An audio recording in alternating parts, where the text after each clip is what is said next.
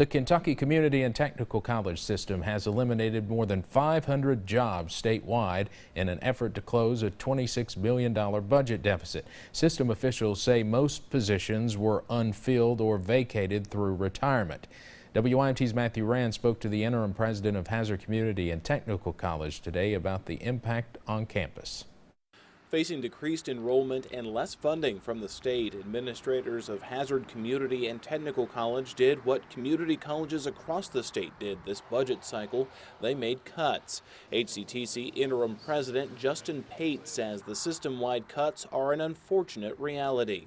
After we've come out of 7 consecutive years of state appropriation reductions and the increasing continued fall in enrollment, no, the numbers unfortunately are not surprising. The cuts mean Hazard Community and Technical College will have nearly 30 fewer faculty and staff members on campus next fall. And that's a big change for a small college. Dr. Pate says most of the 27 positions were either already vacant or occupied by employees who were retiring. Still, 2 people, a full-time temp and a full-time instructional specialist, were told April 8th they would no longer be on the payroll after June 30th.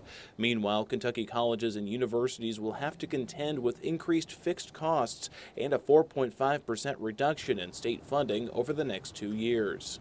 We absolutely recognize the governor has a very difficult job to do, and the cuts that have materialized for higher education have been certainly unfortunate. Earlier this month, KCTCS President Jay Box announced that next year's tuition will increase by more than 6%. In Perry County, Matthew Rand, WYMT Mountain News. Now, in a statement that's starting to get a lot of attention, Education and Workforce Development Cabinet Secretary Hal Heiner questioned the leadership of KCTCS President Jay Box, saying in part, KCTCS enrollment today is at the same level it was in 2003, while their budget has doubled over that time period.